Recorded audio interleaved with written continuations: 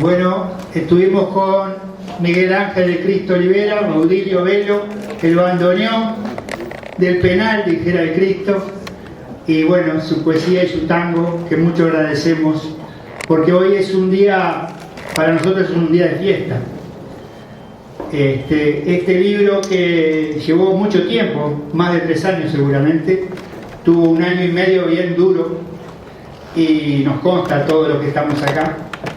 Y creo que es una buena oportunidad de valorar una cantidad de cosas que seguramente expondrán o intercambiarán Néstor Coan, que está acá de la Argentina, de la cátedra Ernesto Che Guevara, Samuel Blixen, conocido por todos, y Jorge Zabalza. Pero yo quería decir 2 cositas nomás que a mí me hicieron reflexionar en relación a este libro, y es que justamente la experiencia Tupamara entra en este libro con mucha crítica, pero mucha autocrítica, y porque entra la experiencia Tupamara en el marco de la experiencia de la historia, del movimiento social y el movimiento político de lo que pasó en Uruguay en esos años. Y es un golpe duro a la teoría de los 2 demonios, desde mi punto de vista. Y por el otro lado, la reafirmación de la convicción en la revolución y la convicción de que todo lo que se hizo, aún con todos los errores y horrores que pudieron haber pasado, tuvo sentido. Y creo que Jorge en eso también hace una apuesta fuertísima a que esto tuvo sentido, a los luchadores, a las vidas y a las muertes de muchísimos compañeros y compañeras, y por eso también tiene sentido presentarla un 22 de diciembre, el día de la caída del primer compañero Carlos Flores y día de la caída de los compañeros todos que hayan luchado por transformar este país. Así que en principio le damos la bienvenida a ellos 3. Teníamos 2 o 3 saludos que, bueno, me parece que pueden valer la pena compartirlos, porque tienen que ver también con otros países vecinos, así como está Néstor, así como esta lucha no fue solo para el Uruguay, sino para América Latina. Hay algunos saludos aquí que reflejan un poco que esa historia continúa. Buenos Aires, 21 de diciembre de 2015. Querido compañero Zabalza, vaya desde Argentina nuestra felicitación por este nuevo aporte de conocimiento de la lucha Tupamara y también al debate de ideas, precisamente en un momento donde el pensamiento crítico parece una especie de extinción.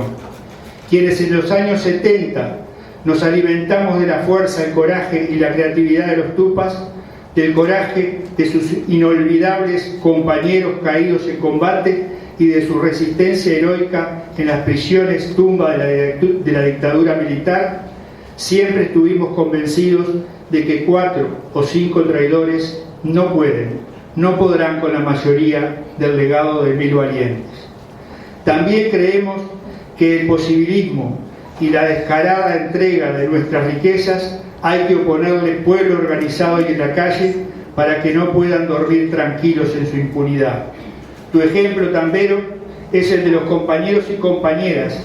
Vaya también nuestro homenaje para la querida Vero, que no aflojarán nunca y que así como en su momento lo hiciste con las armas en la mano, ahora tenés una tarea intransferible y cada vez más necesaria, la de dar testimonio a las jóvenes generaciones para que se alisten para la pelea a fin de rescatar la patria de Artigas y de Raúl Sendic de las manos de quienes quieren convertirla en una gigantesca zona franca de los gringos, con la convicción de que hay consignas que tienen vigencia de por vida. Nos despedimos con un abrazo revolucionario: o habrá patria para todos o no habrá patria para nadie.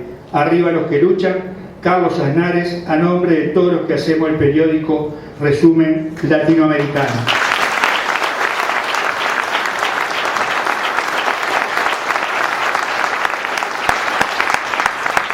Santiago de Chile, 22 de diciembre de 2015. Estimado Néstor, te agradeceré hacer llegar al compañero Jorge Zabalza el saludo de la revista Punto Final y el mío por su libro La experiencia Tupamara pensando en futuras insurgencias.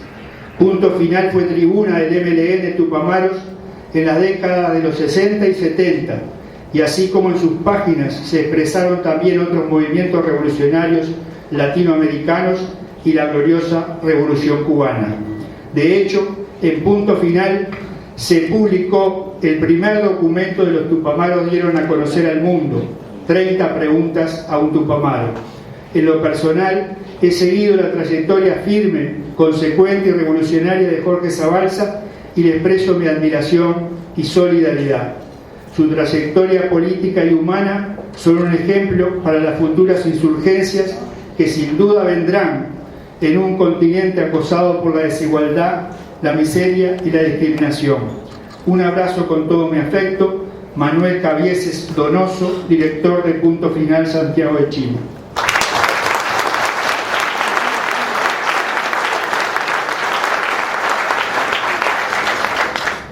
Estimado compañero Pedro, aunque no nos conocemos personalmente, la mutua amistad con Néstor Cohen y sobre todo el compromiso común en la lucha revolucionaria nos une.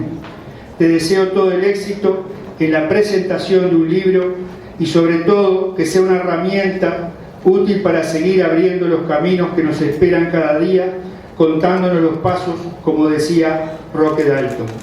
Desde las trincheras del otro lado del Atlántico, salud camarada, Ángeles Maestro, en nombre de Red Roja.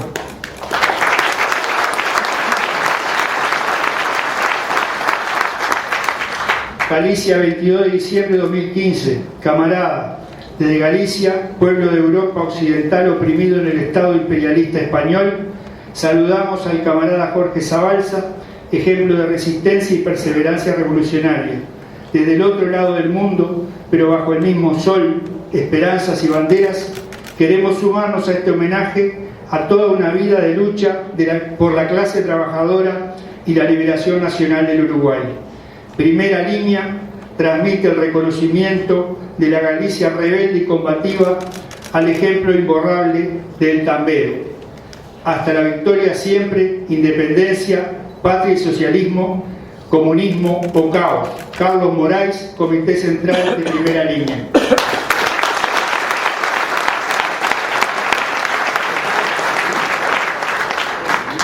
Francia, 22 de diciembre. Querido camarada Zabalza, desde Francia el cariño, la admiración y el reconocimiento que merecen usted y su trayectoria de lucha revolucionaria. Un gran abrazo internacionalista de un comunista francés, hijo de un republicano y guerrillero español, Enrique Ortiz Milla, profesor de la universidad, orgulloso de tener amigos como usted, ejemplo y bandera. Jean Ortiz.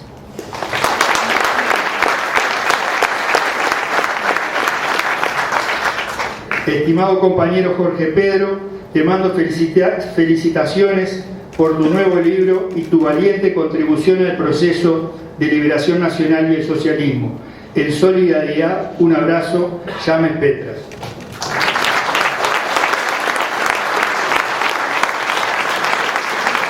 Y por último, decirles que tuvimos también saludos de Víctor Martínez, de Venezuela, de Michael Lowy, de Francia, así como también de múltiples compañeros a nivel personal de distintos lugares del mundo. Así que damos por terminados estos saludos y le damos la palabra a Néstor Cohen de la Cátedra Che Guevara. Gracias a todos.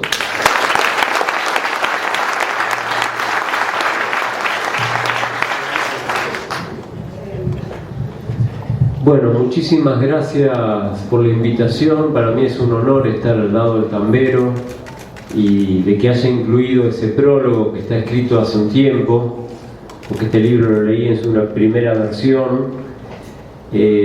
Nosotros presentamos en Argentina una biografía del Tambero en un hotel recuperado por sus trabajadores, el Hotel Bauen, hace ya varios años, no me acuerdo cuánto, hace como 7, 8 años, ¿no? Y que también hubo muchísima gente de distintas corrientes. El Tambero es alguien muy querido por él como persona y por lo que representa, ¿no? Así que un orgullo estar acá. Voy a intentar ser cortito porque conversábamos con el compañero que el protagonista es el tambero, entonces todos queremos escuchar al tambero. Me parece que los saludos expresan un poco lo que le acabo de decir en privado, en broma, ¿no? Que son más internacionalistas de lo que parece, pero esos saludos que vengan de todo el mundo quiere decir que hay un reconocimiento que esta lucha de Uruguay es una lucha internacional, ¿no? Es parte de un movimiento internacional. Existe internet. Además que existe internet, pero esta gente te conoce, me parece, por la edad que tienen antes de internet, ¿no? Bueno, del libro, brevísimo, el libro es fascinante, ¿no? A mí me resultó muy interesante, no siendo uruguayo.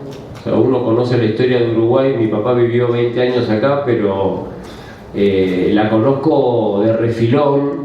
Entonces uno que no es uruguayo aprende mucho con este libro y creo que es un libro que tiene varios públicos, ¿no? Que tiene el público de la militancia tupamara, de la militancia histórica de tupamaros, que creo intuir que hay mucha gente acá que perteneció y pertenece a esa historia, pero ese es uno de los públicos. Pero también es un libro escrito para gente joven, ¿no? Para pibes jóvenes, para botijas, como dicen ustedes. Está escrito para una nueva generación. No es solo un libro de recuerdos, no es un libro de nostalgia, y no es un libro que únicamente cuenta hechos o una cronología, sino que intenta hacer una reflexión. En un punto se me ocurre, y creo no exagerar, que me hace acordar a cuando Gramsci, estando preso, reflexiona por qué nos cagaron, por qué perdimos la lucha, ¿no? Y la reflexión de Gramsci, que hoy es un hombre famoso en todo el mundo, marxista italiano, que estuvo en las cárceles de Mussolini, la gran pregunta de los cuadernos de la cárcel es ¿por qué perdimos? Pero no era la pregunta de un quebrado, no era la pregunta de alguien que asumía la derrota como definitiva, sino él quería reflexionar para que nuevas generaciones continuaran la pelea y en algún momento poder triunfar. A mí me parece que el libro El Tambero tiene ese espíritu, se hace la pregunta de las razones de la derrota, por eso es un libro crítico, es verdad lo que vos dijiste, yo lo comparto. No es un libro apologético, es un libro que tiene muchas críticas, pero no son las críticas de un quebrado, no son las críticas de un derrotado, no son las críticas de un arrepentido, de un converso, para nada, todo lo contrario, sino es la reflexión de alguien que le transmite a una nueva generación su balance personal, pero que uno al leerlo sospecha que es el balance de todo un colectivo de gente, de las razones de la derrota y de las nuevas insurgencias, qué cagadas no deberíamos cometer. O sea, tratar de aprender para continuar esa pelea, ¿no? Entonces, por eso, en primer lugar, es un libro con muchos públicos. No todos los libros tienen ese lujo de poder abarcar a distintas generaciones. En segundo lugar, es un libro que tiene una parte muy importante centrada en el Uruguay, ¿no? en la historia uruguaya y muy específica de Uruguay, pero es un libro que va más allá de Uruguay, porque hace reflexiones en torno al marxismo latinoamericano, ¿no? De alto vuelo, con un lenguaje sencillo, porque yo creo que una de las características por los libros que leí de Tambero, que son varios, siempre escribe sencillo, lo cual a mí me simpatiza mucho, ¿no? Porque yo siempre trato de hacer lo mismo, para que lo entienda todo el mundo. No es un libro para entendidos, sino es un libro para que lo pueda entender todo el mundo, y con ese lenguaje sencillo hace reflexiones muy profundas.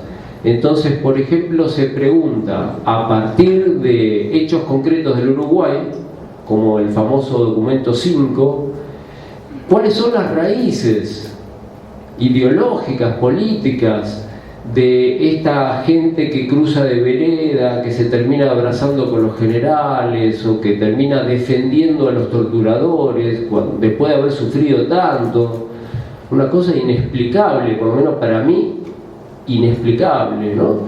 Y el tambero intenta explicarlo, buscando las raíces ideológicas, políticas, teóricas, que no son de ahora, que vienen de mucho antes. Y a mí me resultó muy interesante el contrapunto que hace entre dos tradiciones revolucionarias o dos tradiciones de pensamiento emancipador latinoamericano, distintas ambas a esta derecha feroz que acaba de ganar en Argentina, ¿no? Y que, bueno, que está en todo el continente, esta derecha proimperialista, cipaya, genocida, nuestro enemigo histórico.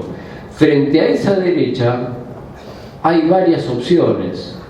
Algunas corrientes apuestan a un supuesto capitalismo nacional, ¿no? Que el tambero se encarga repetidamente de aclararnos que es inviable, que es delirante soñar con estas 20 republiquetas bananeras separadas entre sí, que en eso quedó el sueño de la patria grande de Bolívar, ¿no? En lugar de una sola gran nación, muchas republiquetas separadas entre sí, todas débiles, aisladas, y ahora todas negociando por separado con el imperio. La Alianza del Pacífico es eso, ¿no? Un nuevo nombre para el ALCA, los tratados de libre comercio. Una de las opciones es ese intento de construir un capitalismo nacional, y él rastrea las raíces ideológicas. A mí me parece que es muy profundo ese pasaje del libro, aunque él lo escribe muy sencillo, y rastrea a un autor que es argentino, que es Abelardo Ramos, ¿no? Y que todos lo hemos, o mucha gente lo hemos leído, que tiene aportes que hay que reconocerlos, y el tambero los reconoce. Es verdad que hizo en su momento una valoración muy interesante de Bolívar, pero que, y de Artigas y de muchos otros, ¿no? Una crítica al liberalismo histórico de Mitre en Argentina, etcétera, pero que terminó con Menem, terminó con los militares carapintadas, y que no fue una casualidad que terminara de embajador de Menem y defendiendo a los militares genocidas. No fue una casualidad, había algo en la teoría esa que hacía ruido. Y el tambero hace una reflexión, lo vincula con la militancia tupamara. Yo no sabía que los tupamaros habían estudiado a Ramos, la verdad que me entero por el libro del tambero, y lo vincula con Vivian Trías, y bueno, hace todo un rastreo de una corriente de pensamiento y lo contrapone con otra corriente, que es la de Mariátegui, que es de la cual es heredera Sendik y el Che Guevara, y tantos otros, ¿no? Santucho, Miguel Enrique, Fonseca, bueno, lo más radical y herético de la Revolución Cubana, Roque Dalton, etc. Y me parece que es una de las partes más interesantes del libro, y que va más allá del debate uruguayo, porque ahí nos plantea un debate de fondo. Frente al capitalismo neoliberal, ¿cuál es la alternativa? Y el libro es clarísimo: la alternativa no es el capitalismo nacional. La alternativa es la patria grande y el socialismo. Un socialismo de liberación nacional, pero que además es un socialismo latinoamericanista, que no es exactamente lo mismo que la propuesta de Ramos. Yo creo que eso es un aporte teórico de alto vuelo que hace el tambero, y que va más allá de Uruguay. Un lector no uruguayo, ojalá este libro circule, y yo le vengo a traer la propuesta que me dijo un par de editores de otros países: quieren editar este libro porque ven que acá hay un interés para otra gente que no vive en Uruguay, ¿no? Este debate es latinoamericano, no es solo uruguayo. Para terminar, además se mete con los clásicos del marxismo, porque acá está en juego la teoría leninista, y él la conjuga con Rosa Luxemburgo, ¿no? Que son dos corrientes de la tradición revolucionaria que muchas veces se han falsamente dicotomizado. El tambero se las arregla para sintetizarlas a partir de la experiencia uruguaya, ¿no? Y una reflexión sobre la necesidad de combinar todas las formas de lucha, y lo pone como símbolo de esa síntesis a Sendik y al pensamiento político de Sendik. Entonces también tiene un aporte en el plano del marxismo clásico. Por eso no es un librito superficial en ninguno de los planos. Y por último, me parece que lo más interesante es que está escrito hacia el futuro. ¿no? Es un llamado hacia el futuro, a continuar las luchas, a aprender de los errores, a hacer las críticas que hay que hacer, muy duras, y él las hace con nombre y apellido, no son críticas con eufemismos, son críticas con nombre y apellido, y frente a gente que tiene responsabilidad de gobierno. Entonces creo que es un libro muy valiente, pero me parece que tiene alcance latinoamericano, que tiene un aporte teórico de alto vuelo, que sirve para el pueblo uruguayo, pero nos sirve también para otros pueblos del mundo, y sobre todo está dirigido a la juventud. Yo creo que eso es uno de los mejores aciertos del Tambero, así que muy agradecido y muchas gracias.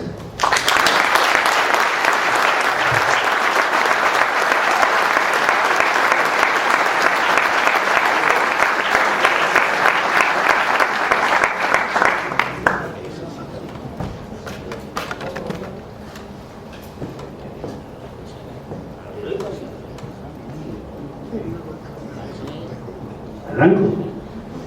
Bueno, no, yo primero que nada quería decir qué lindo que es este viejerío tupamaro que hay acá.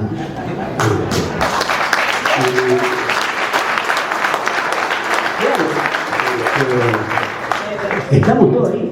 Y las reflexiones que yo tenía para hacer hoy tienen que ver con esa cantidad de compañeros que supongo que son anónimos, andan anónimos por ahí, a menos que haya alguno acá disfrazado y esté en el gobierno, pero en general son anónimos.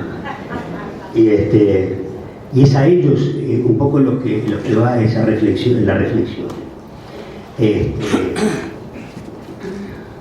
El otro día hablaba con mi hermana, para quien el Tambero no es un santo de su devoción, y le decía, mirá, porque le mostré el libro, ¿verdad?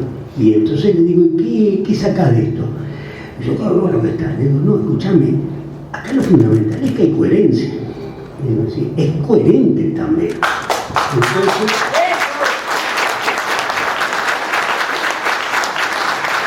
y me dice tener razón.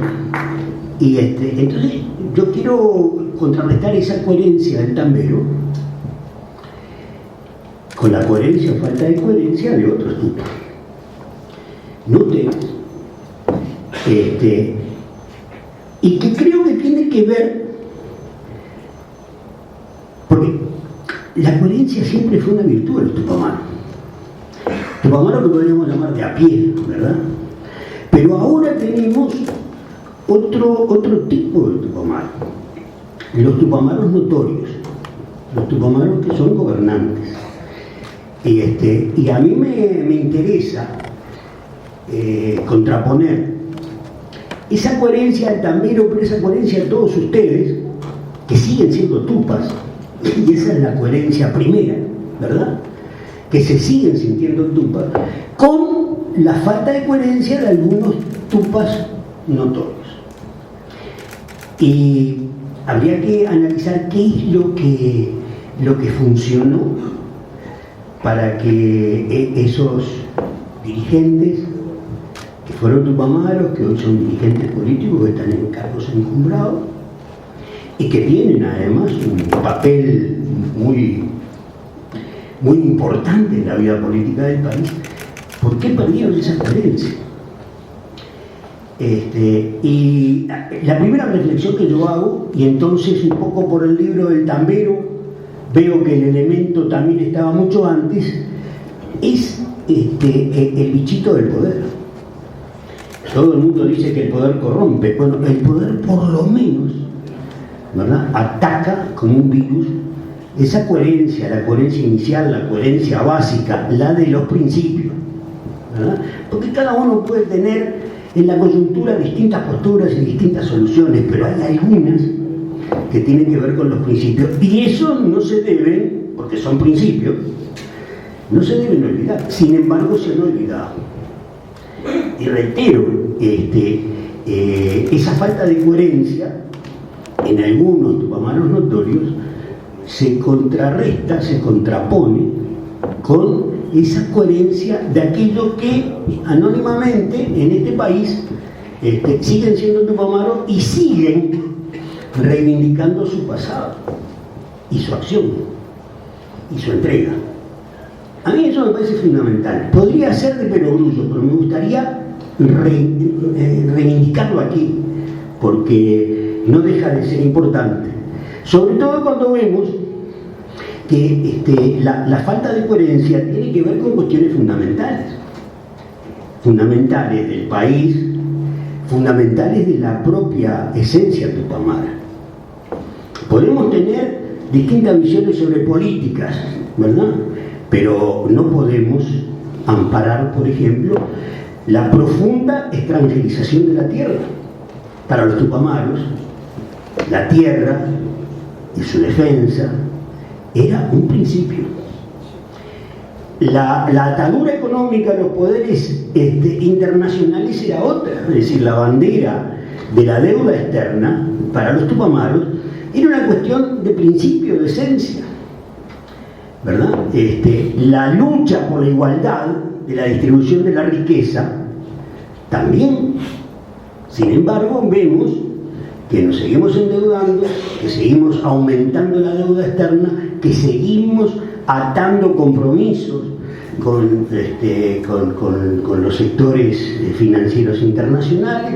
No hacemos nada, o quizás sí hacemos para que se siga profundizando la extranjerización de la tierra, y además, sobre todo, seguimos con una política de distribución más o menos inteligente de aquello que queda después que los ricos se han apropiado de nuestro trabajo. Porque en todos estos años de izquierda, la desigualdad de la distribución de la riqueza se ha profundizado. Y si nosotros dijéramos, bueno, es el amigo Valle, es el amigo Lacalle, diríamos, es coherente, o sea, porque son sus intereses. Pero resulta que estos resultados tienen que ver con la izquierda. Y en este caso yo diría que la izquierda no ha sido coherente, la izquierda en el poder, con toda la tradición de la izquierda uruguaya. ¿Y cuál es entonces la reflexión que nos queda? Que tiene que ver con la coherencia. Bueno, es que ya no existe izquierda en esos planos institucionales, en esos planos de gobierno, etc. No hay izquierda. Hay un abanico del centro a la derecha, a la extrema derecha, y probablemente el equilibrio esté más bien en la derecha. En una derecha neoliberal, en una derecha que, a diferencia de lo que decía el compañero en Argentina, esa derecha no se ha demostrado, no se ha mostrado todavía como lo que es, porque acá no hay en realidad controversia social, no hay necesidad de actuar como actúa la derecha en Argentina en estos días, en 5 días que desmontaron absolutamente todo, porque no tienen enfrente una izquierda, un progresismo, ¿verdad?, que les haga oposición a los conceptos de la derecha. La izquierda en Uruguay comparte en términos generales los criterios de la derecha, en mi humilde opinión. Entonces, ¿qué es lo que pasa con los tupamaros de a pie? ¿Qué es lo que me importa? O sea, si ustedes ven, la derecha no cuestiona a la izquierda, o la cuestiona en lo mínimo, ¿verdad? Es decir, acá miren el agujero que se generó, y entonces unos dicen que hay que pasarlo a la justicia y otros que no, etc. Estamos hablando de un aspecto casi administrativo, y de ahí podríamos derivar responsabilidades de aquellos que estuvieron gobernando acá. Pero no hay cuestiones esenciales contra la izquierda. La derecha no se tira contra la izquierda. ¿Por qué? Porque si fuera a criticar a la izquierda en la falta de su coherencia, la derecha se estaría criticando a sí misma. Entonces le conviene a la derecha callarse la boca con respecto a esta izquierda, entre comillas, que en última instancia no se diferencia mayormente. Tenemos una especie a nivel superestructural casi de unanimidad y las diferencias aparecen en discursos que a veces hasta son difíciles de entender, ¿verdad? Quizás la izquierda en el poder ha tenido, a mi juicio también muy humilde, es decir, una capacidad para entreverar el discurso, de modo que a veces está difícil identificar rápidamente la responsabilidad de nuestros gobernantes de izquierda con respecto a ciertas políticas que han realizado. Por ejemplo, lo que tiene que ver con la cuestión impositiva. De hecho, nos hemos tragado, ¿verdad?, los resultados de una reforma impositiva que fue muy hábil, es decir, que le dio un poco más a los de abajo y que no les quitó nada a los de arriba. Y eso, en esencia, es la política que se ha llevado adelante. Entonces, ¿qué van a venir la derecha a cuestionarle qué a esta izquierda? Pero la derecha tiene un problema. No cuestionará a los tupamaros notorios, más allá de que si el Pepe, como te digo una cosa, te digo la otra, si te digo la verdad te miento, y andan en ese plano nada más. ¿Por qué? Porque son opositores políticos entre ellos, pero no hay una descalificación profunda del Pepe, ¿verdad? Ni del ministro del Interior, por ejemplo, ¿verdad? Con sus políticas que son totalmente represivas, y acá de repente puede haber hasta un celular que esté trabajando para el Guardián, no le quepa la menor duda. Sacamos una selfie. Estás ayornado, hermano, qué bárbaro. O el ministro de Defensa, ¿verdad? Que ha hecho todo lo indecible por mantener la impunidad. Ahí el Cristo hizo una cosa muy linda con respecto a nuestros muertos. Y está bien que nosotros lo recordemos permanentemente, pero hay que decir también que las organizaciones políticas que vienen de un tronco tupamaro no han defendido en absoluto a sus desaparecidos, a sus muertos. No se han preocupado de saber cómo han muerto, cómo los trajeron de Argentina, cómo los torturaron acá. Nada, absolutamente nada. Y ese es otro debe también, y eso marca una diferencia. Ahora, Sanguinetti no se nos va a reprochar si Sanguinetti fundó la impunidad. O sea, ahí no va a haber diferencia. ¿Y los pactos? Y los pactos, es decir, sí, dale nomás. ¿Y qué va a hacer este gobierno si faltó desde el 72 por los ministros? Está bien. Ahora, podemos hacer un concurso para entrar a pegarle al gobierno, y yo abrimos el micrófono, pero mi idea era otra, era hablar con ustedes. Es decir, ¿por qué planteo esto de la falta de coherencia en estos tupamaros notorios? Porque a pesar de eso, la derecha está muy preocupada con esa cosa que es el tupamaraje, que es la existencia de algo etéreo que se llama Tupamaro. Le han dado con el Peón Baez, con los Cuatro Milicos, con lo que quieran. Han hecho terrorismo, que son asesinos, que son esto, que son lo otro. Y sin embargo, la gente vota a un Tupamaro como presidente. Y para Sanguinetti, eso es terrible, para Sanguinetti, para Carlos Ramela, ¿verdad? Todos esos ideólogos que no bancan la pervivencia de un espíritu guerrillero en la sociedad, que está ahí latente, pero que lo es, no lo bancan. Entonces han hecho de todo. Sanguinetti ha escrito 3 libros tratando de explicar cómo los tupamaros generaron el golpe de Estado. En el supuesto de que si yo demuestro que los tupamaros generaron el golpe de Estado y que los uruguayos sufrimos el golpe de Estado, por lo tanto tenemos que condenar a los tupamaros. Pues no. Es decir, hay algo que pervive en la gente. Desgraciadamente no veo un pito, así que no sé cuáles son las palabras exactas que yo había elegido. No, muchas gracias, compañero. No me sirve. Pero en definitiva, en la sociedad pervive un concepto de lo tupamaro que probablemente está asociado a cuestiones muy básicas: la coherencia, la humildad, el sacrificio. Y eso la gente lo tiene incorporado.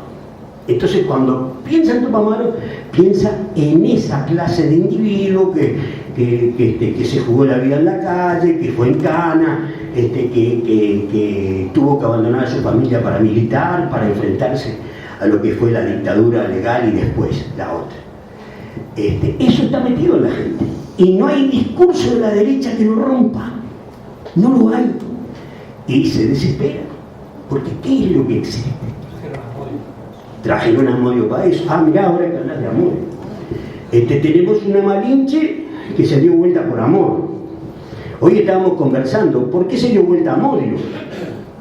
¿Por miedo a la tortura? ¿Por envidia? ¿Por resentimiento? ¿Qué sé yo?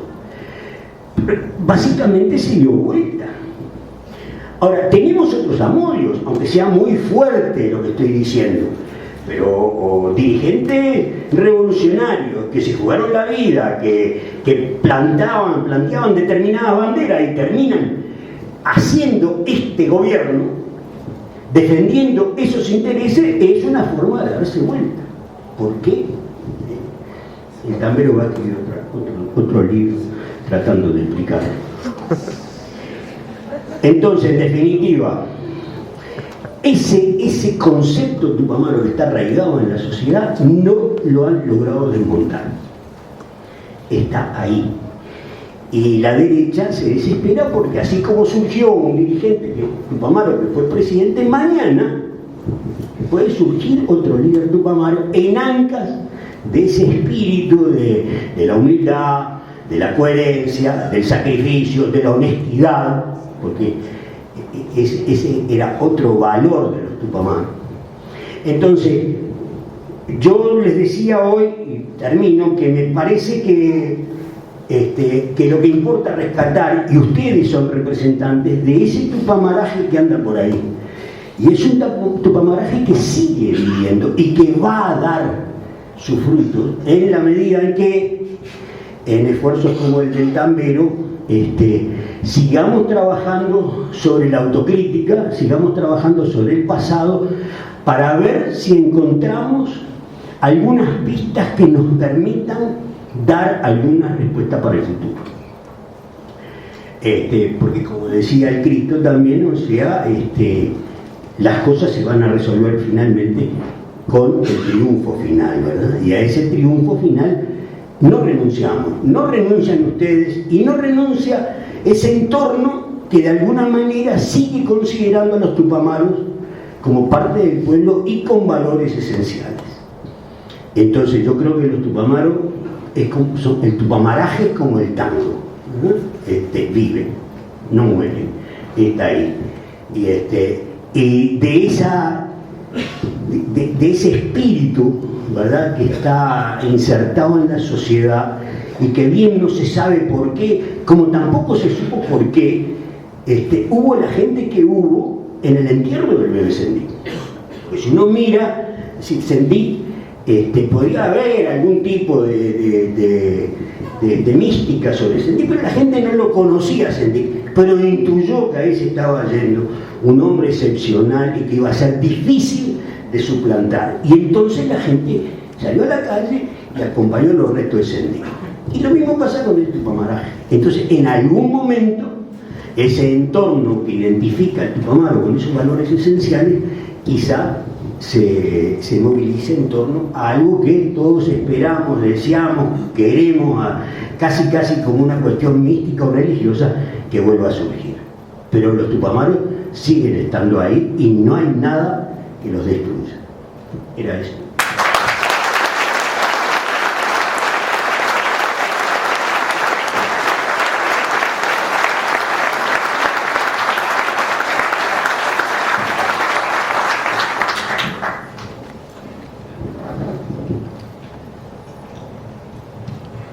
Voy a arrancar por un lado que no creo que lo espere.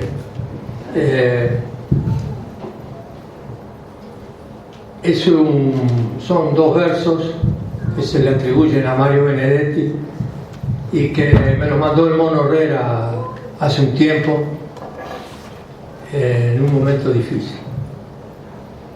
No te rindas, aún estás a tiempo. de alcanzar y comenzar de nuevo, aceptar tus sombras, enterrar tus miedos, liberar el lastre, retomar el vuelo. No te rindas, que la vida es eso, continuar el viaje, perseguir tus sueños, destrabar el tiempo, correr los escombros y destapar el cielo. Bueno, se prestan muchas interpretaciones y Mario lo escribió en un momento en que justamente no se quería rendir. Quiero agradecer, compañeros, primero que nada al Cristo, a Miguel Ángel Olivera y a Baudilio y su bandoneón. Quiero agradecerle los poemas Tupamaro a Miguel Ángel.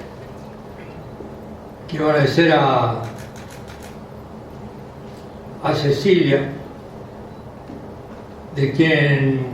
Cecilia Dufo, de quien hay mucho de ella en este libro, porque a lo largo de los casi 5 años, porque esto empezó en el 2010,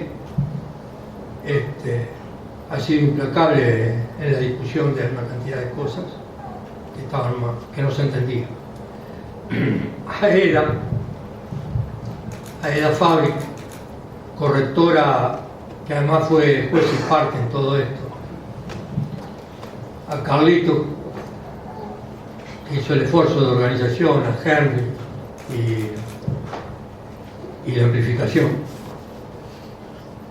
Bueno, quiero agradecerle a todos ustedes, a todas y todos, el haber venido hoy y además desafiando un temporal. Estos lentes no son míos. Me olvidé de lo que. Desafiando el temporal.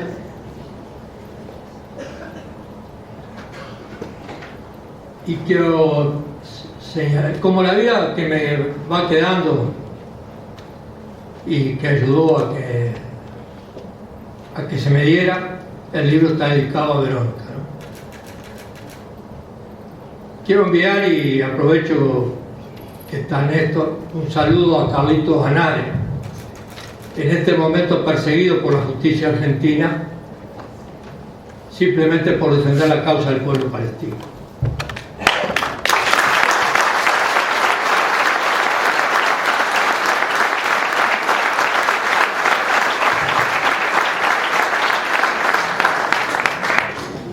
Quiero darle un abrazo a Daniel Viglietti, al que le llegó el reconocimiento, a mi entender, parece que no lo conocían. Tuvieron que esperar hasta el 2015 para reconocer.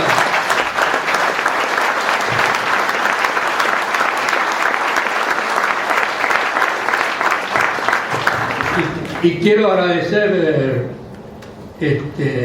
principalmente a una serie de compañeros que vienen del Partido Comunista, de la Federación Anarquista del Uruguay,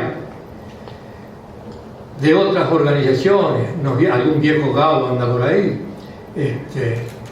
porque, bueno, vinieron acá y esto terminó saliendo como una manija tupamara demasiado pesada para el gusto de él.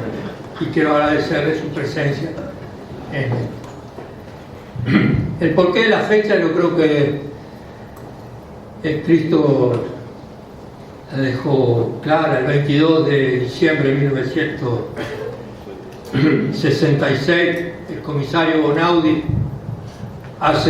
era campeón nacional de tiro, asesinó a Carlos Flores al bajarse de la camioneta, junto con el Beto Falero, que no lo he visto, protegiendo la retirada de 2 compañeros, uno de los cuales terminó siendo ministro de Defensa. 5 días más tarde asesinaron fríamente, dirigidos por el Departamento de Inteligencia y Enlace, a Mario Robarena Méndez, a quien también lo recordamos y lo homenajeamos. La historia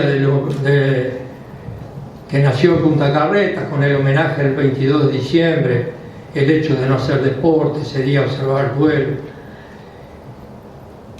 Después hubo una versión en el penal de libertad más adecuada a la diferencia de represión que había entre una cárcel y la otra.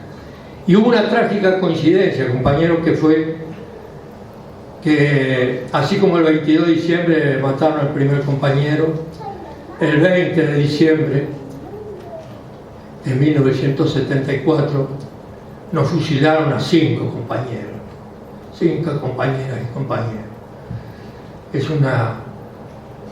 en el homenaje a Carlito, a Mario Robaina y a los 5 fusilados, nosotros recordamos a toda la lista de compañeros desaparecidos y asesinados. Lista que lo publicamos en el libro de Raúl Tupamaro y a la cual faltan 2, Anají Aragurián y Antonio Elías. Me supieron recordar 2 nombres a los que hay que agregar.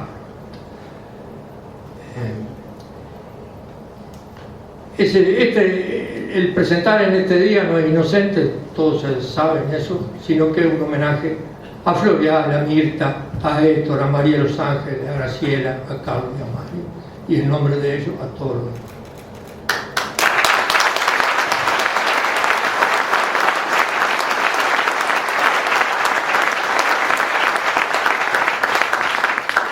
Este trabajo que estamos presentando se agrega a una nutrida serie de ensayos y relatos. Entre ellos quiero destacar La revolución necesaria de Andrés Fulteri y Con la derrota en la mira de Jorge Torres, pocos conocidos pero que son imprescindibles a la hora de profundizar en los errores de concesión que condenaron al movimiento guerrillero a la derrota. De igual manera, cualquier visión crítica del proceso de aquellos años no puede prescindir de los varios libros de Clara Aldrigui y del Bolita, como tampoco de los ovillos de la memoria, de Rehenas, elaboración colectiva de las compañeras que estuvieron en Punta Rieles y de otras cárceles. A mi entender, no son menos importantes el rescate de los valores revolucionarios que hacen los poemas de Miguel Ángel Olivera, la artesanía que se conserva en el Museo de la Memoria, el almanaque de Jorge Ñato Tiscornia, los artículos de Jorge Rossi, el Mau Mau, el documental del Círculo sobre la historia de Henry Engler, así como otras expresiones artísticas parecidas y de la misma índole, que vienen del mismo fondo. Nosotros en este libro nos salteamos el análisis de 1973 y 74, que fueron los años de la agonía después de la derrota del 72 y que fueron muy importantes y muy costosos en vidas humanas, torturas, violaciones y asesinatos. Al respecto, yo recomiendo la lectura de un libro que salió recientemente de Clara Aldrigui y Guillermo Bachmann sobre los Tupamaros en Chile, que son además de Chile, Buenos Aires, Cuba, y la historia de vida del negro Víctor Pedro Estradero. Creo que más allá de los diferentes puntos de vista que puedan existir en todos estos libros, el espíritu de la experiencia tupamara es complementar estas obras. No vinimos a oponernos a las obras de los compañeros, sino a complementarlas. El conjunto de todas ellas permitirá a los historiadores hacerse una composición aproximada de lo que fue la historia de esa generación que protagonizó el proceso guerrillero en el Uruguay de los 60 y los 70. Creo que eso está claro, que de ese conjunto, pensemos dentro de 50 años, ¿no? Así como a nosotros nos tocó estudiar la historia de la Revolución Española para aprender y sacar conclusiones, dentro de 50 años los historiadores van a tener un conjunto de elementos y de aporte, testimonio, ensayo, historia, análisis, artículos de diario, que son importantísimos. La experiencia tupamara viene al mundo en un contexto de derechización electoral. A través de los mecanismos electorales, la grande mayoría están refrendando de hecho las políticas más reaccionarias y destructivas que imponen los bancos y las corporaciones transnacionales. Lo dijeron Néstor y Samuel, festejan los terratenientes, festejan los importadores, festejan los especuladores financieros, festeja el gobierno de los Estados Unidos, el que es el promotor, es el titiritero detrás de todo este fenómeno. Y pese a que la música es la misma de siempre, el pueblo aplaude. El pueblo aplaude a la orquesta que sigue tocando mientras el Titanic se va hundiendo camino al infierno. Y lamentablemente nosotros estamos viviendo una etapa de esa. Actualmente en América Latina las oligarquías y el imperio están logrando sus objetivos sin recurrir al terrorismo de Estado.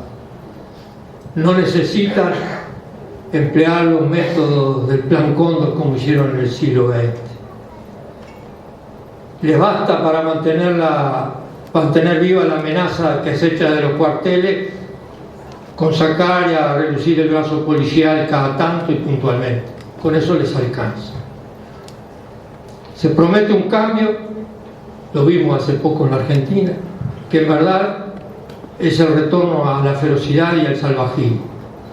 Bueno, no es nada distinto, ¿no? En definitiva, para eso fue que los burgueses inventaron su democracia, para obtener el consentimiento de las grandes mayorías sin necesidad de ejercer abiertamente la violencia, para dejar que los pueblos elijan representantes que en realidad después representarán los intereses del gran capital. A la derechización electoral contribuye